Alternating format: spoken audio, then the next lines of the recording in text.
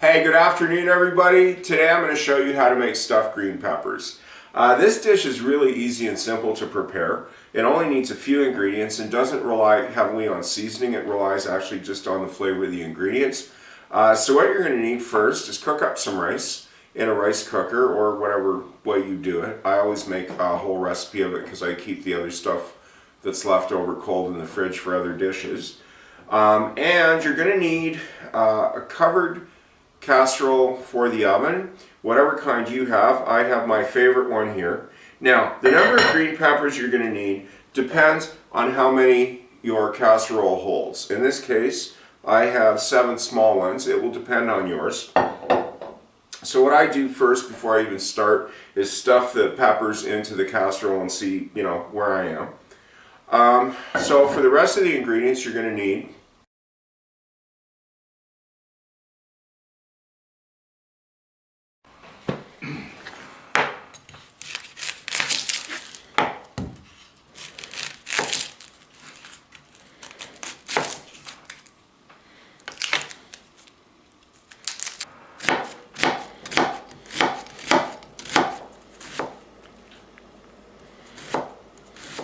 Since I'm using extra lean ground beef for this, I do want to fry the onion up in a little bit of oil with a little bit of butter added to it, just for a bit of extra flavor.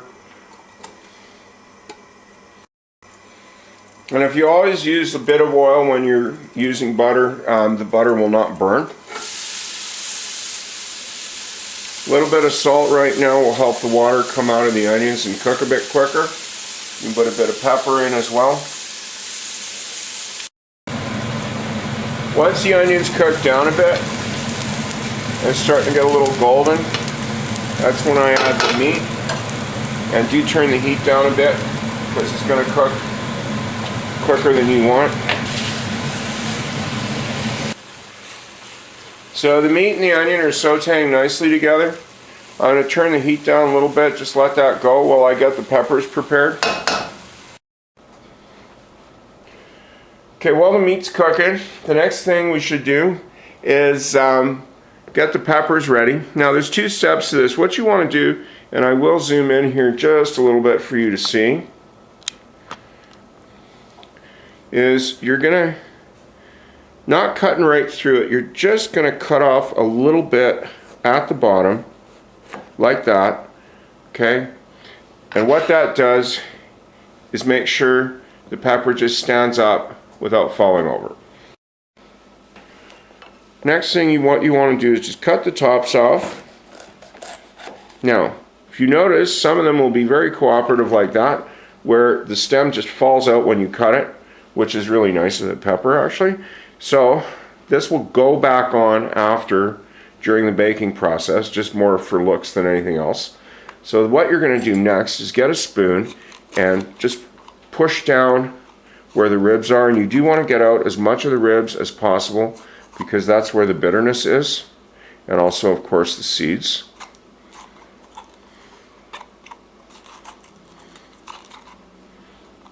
And if you did it right, that should just lift right out, and there you have a nice pepper. Oops, there is a little hole in the bottom of this one, but after it bakes, the rice will fill it up and it shouldn't come out the bottom. So there's one. That's ready to go. And I'll just set that on the side and do the rest. Now this one's not being so cooperative. So what I'm going to do is just break it off with my fingers, because if you do leave the stems in, yes, it will be bitter, and you can just put it back together on this one after like that. So all the tops are off, and I stuffed them all back in the casserole there. Don't worry about some of the lids. They came off in pieces, but they're in their own pepper, and I'll just be laying those on top after anyways. It's more for decoration than anything else. Now one thing I was going to say is that if you didn't want to use ground beef and you wanted a bit spicier, feel free to use the meat from my Italian sausage patty recipe. Here's the link. It comes out quite nice in this, and it's a little spicier than these are though. That's cooked all the way through. As you can see, there's hardly any grease at all. That's the nice part about using the extra lean. all the water has come off. The onions are tender, so I'm just going to take this off the heat and wait for the rice to finish cooking.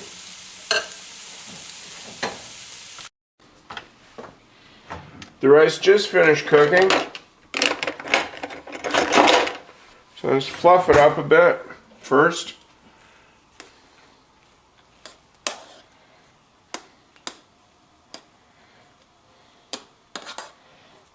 Now there's no precise measurements to this. You might have a bit of filling left over, not enough, depending how practiced you are. I like to put in about half rice, half meat. Some people will like more or less of the other.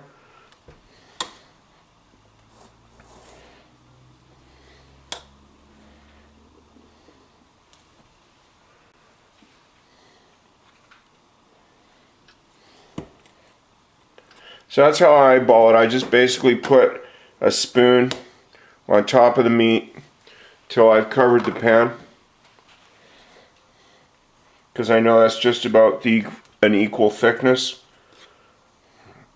And as I said at the beginning, the rest of the rice I leave cool off and just leave in a Ziploc in the fridge. You can either microwave it and have it just like that, or you can use it to fry in other dishes. Mix that in evenly with your spatula, and then just let it cool off a bit before you stuff the peppers. Sorry, I kind of started without you. Actually, I forget to hit record.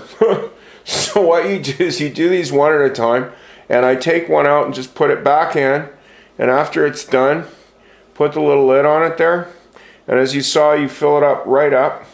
And what I'll do is I'll take out another one, fill these right over the pan. Sorry. So fill these right over the pan so you don't make a mess. What you do want to do is you want to fill it right up like I did with the first one, and just tamp it down with the spoon.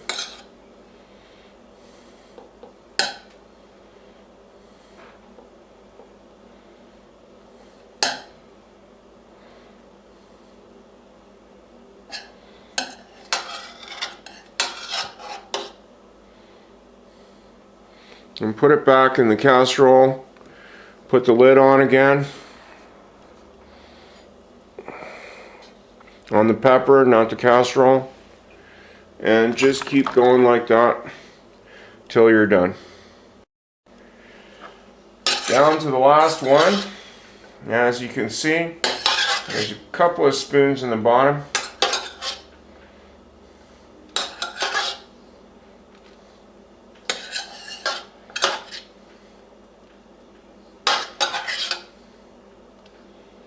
Which I think is pretty good.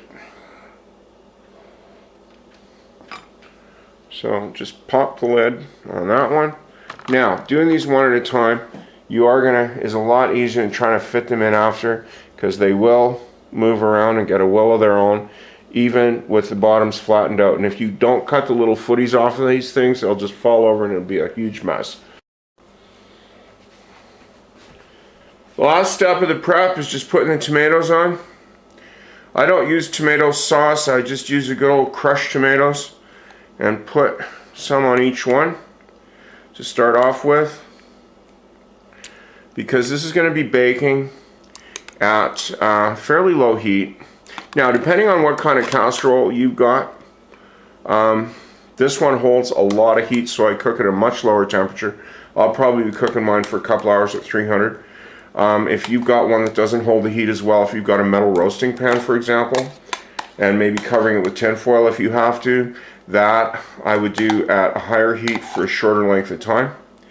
And I did get this last year for all you Canadians watching. I got this Canadian Tire last year. They were having a sale. I could not believe it. It was 2/3 off. I think they were trying to clear them out or something. So, and it was, I think, around February or March. So keep an eye out for that. Hopefully they'll do it again this year. Because I'll tell you, if you ever get one of these, you just don't want to use anything else. There you go. And the sauce will come down over that. That's why you make sure that whatever you're using, even if it's just good old, one of those foil ones with foil lid that you get a really tight seal on here because you don't want to lose the moisture. So it's been a little over 2 hours. I said minimum 2. So let's take a look. Always open this away from you with the steam. You can see that coming off. Oh, that looks nice. And it didn't make a big mess spray in the lid either. And you can see that it's very well cooked. I'll zoom in a bit here for you. And the peppers, you can tell from the color, has changed. They're cooked all the way through. The sauce has stayed on the peppers basically, and they're swelling up just a little bit out the sides. And let me just get down in here. And there's still a bit of sauce down at the bottom, so it has not cooked dry by any means. So there's my stuffed green peppers. A nice, quick, well-balanced meal actually if you think about it, because you've got carbo, meat, veggies, and lots of tomato, which is really good for your health, just with the lycopene there. And pretty easy to put together and not too much trouble to make. So thanks for watching. Hope to see you again.